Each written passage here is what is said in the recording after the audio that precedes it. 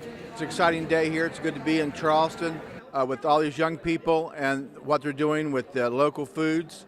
USDA is a big supporter of the farm to school and how we can get more local produce in our children's diet and a healthier diet. We import a lot of food, so it's exciting to see these young people trying to increase the market for local food, incorporating that into our diets, incorporating into their school curriculum. Junior cast iron is so important because it's highlighting those types of success stories that we have out there where cooks are getting the food in the cafeteria from the FFA program, from agriculture education, and then the ProStart cooks are processing it. In many cases, it becomes a true food system because you have the ag ed programs that are growing the food, you have the ProStart programs that are helping to process the food, and then you have the school cooks who are using it in recipes and serving it in our cafeteria. You can find several schools in our state that the entire salad bar is sourced from their ag chapter. You can find FFA chapters having banquets to recognize members in the community and locally sourcing that. Earlier, we have many ag programs in the state very involved in farm to school, but not 100%, and we may never have 100%. But I do believe there are more programs out there that would get involved. A lot of their concern is centered around food safety and liability.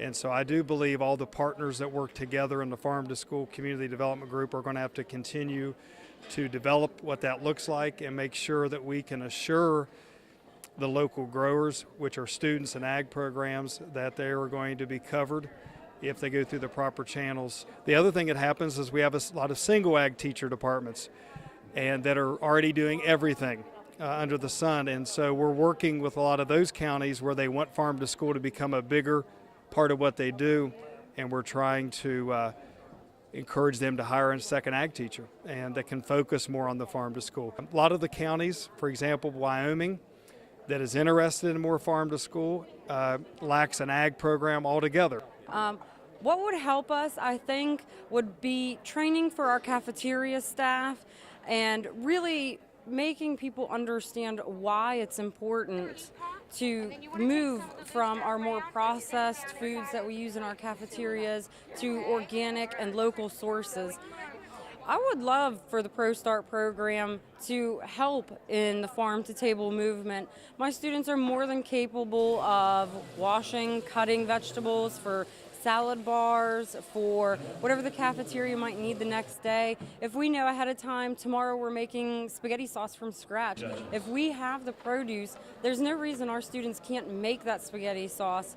But I think that it would be great for the students, if the tomatoes came from down the road, the kids can say, oh, that came from my mom and dad's farm. The students that made it can say, oh, I made that yesterday, and take a little bit of pride not only in what they're producing, but what they're consuming.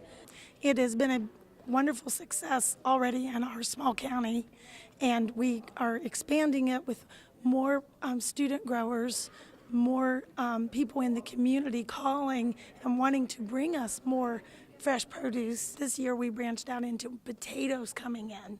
And the potatoes, we went with the red potatoes as well as the white potatoes and sweet potatoes. And another great thing was they brought us in butternut squash and all kinds of different peppers and different kinds of peppers, eggplants, then us trying to utilize and make recipes out of all of it.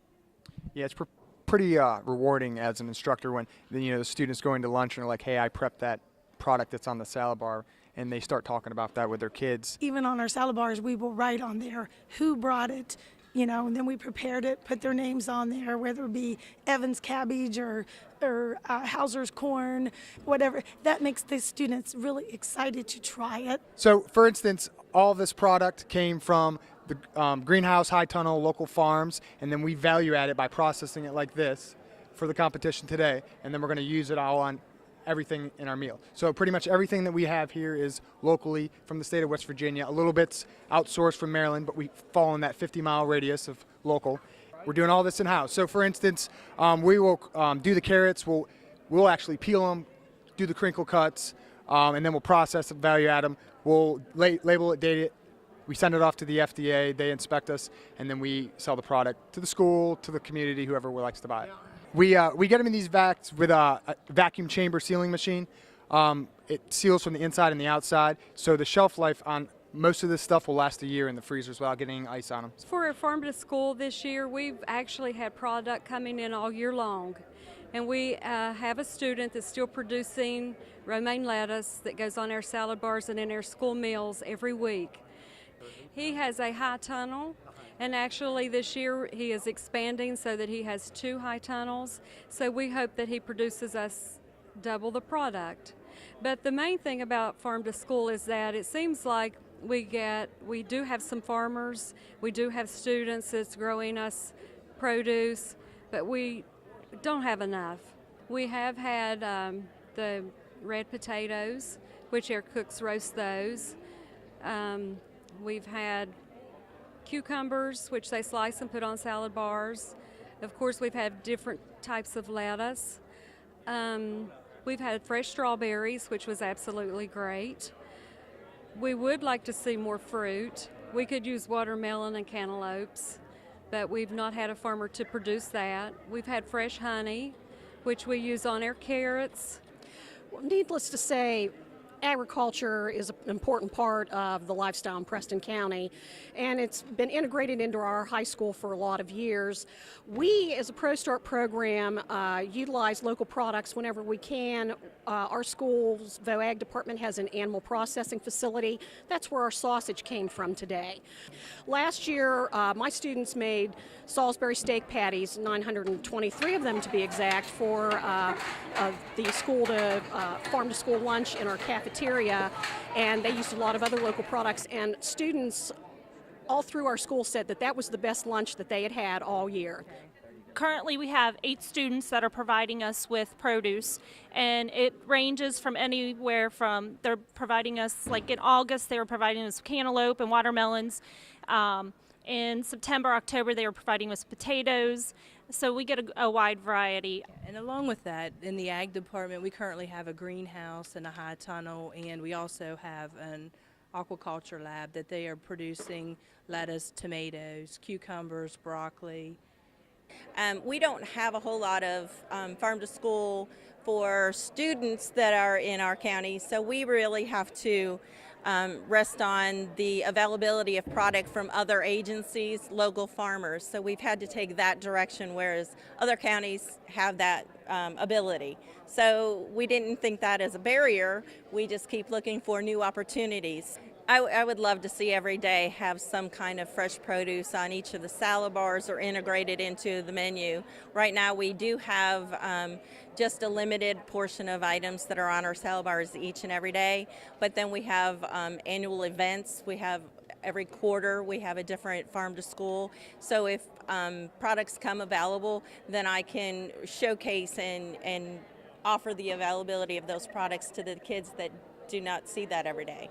We have a large grade school right beside us that does our food production, so we could supply them. And right now we're on such a small scale that we do like in-house or supply the Pro Starts catering business as opposed to like the school cafeteria.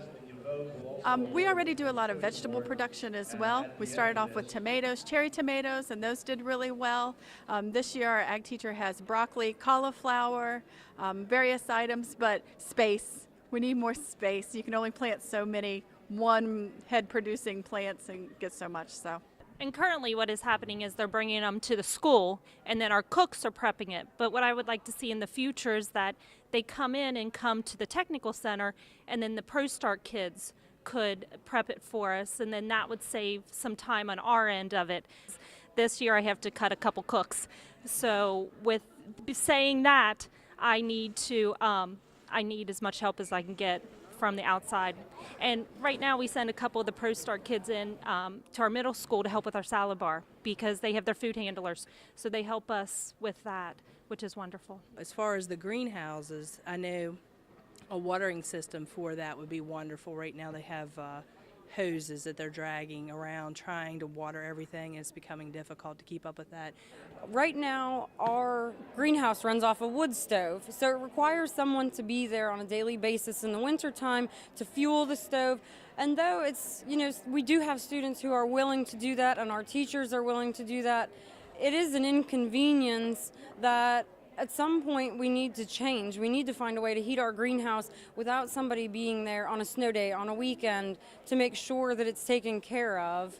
In our county, we don't have, for our Pro Start program, maybe some of the equipment that's necessary to can for our cafeteria during the summer times, to produce some of the items that they would need. If we need to make coleslaw, we don't have a buffalo chopper. My students would have to do that by hand, have to do all the knife skills by hand, which is no problem for them, but it's very time consuming.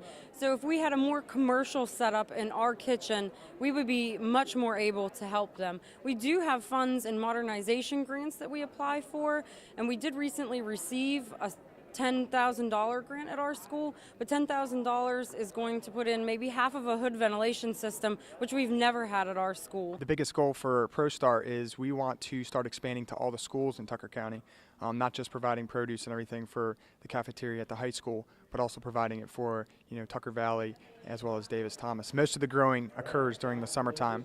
Most of the teachers are off during the summertime.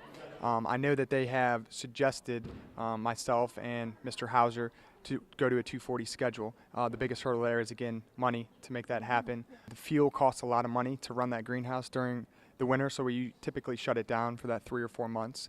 If it would be possible to keep that going throughout the winter, we could provide so much more produce, lettuce from the hydroponics, things like that, that we can offer to the cafeteria and other schools all year round. If we had the funds to give that product to the students so they could start it in the high tunnel at their properties, then they can take that product and be able to offer it to the cafeterias, different schools, as well as they get that experience of they're starting their own entrepreneurship and starting their own business. We saw Tucker County's CryoVac, and we definitely want one of those. And another thing that I just say on behalf of my program has been in what was the old Preston County Educational Center, and now Preston High School is integrated into that. It's been open since 1971 or 1972, and most of my equipment is original to that date. My large equipment, I need resources to get some new equipment. The stuff is wearing down, it's showing its age. I have a lot of students. I probably have one of the biggest, if not the largest enrollment in a Pro Start program in this state. I will run over 30 completers this year. And they're busy. We're very busy. We work all the time. I say we're the hardest working Pro Start program in the state. But we constantly cater and do events for people in our school and our community. And when you have that much activity going on, you need a lot of resources, you need a lot of equipment. Some of the obstacles I have is being able to deliver to the schools. Not so much, the cooks have been amazing in taking the extra time that's required of the fresh product, but really it's the transportation element that I need to get it into the schools more readily. We have to continue the proper training on local foods. We have to continue to develop the markets. Right now in the Senate we have a farmers market bill that's is running. Maybe on the agenda Monday. We have working with food handlers, certificates and those type of things for local foods to be prepared. But there's so many things we can do in the state. I'm looking at how do we expand local foods into southern West Virginia? What do we do down there to make a difference?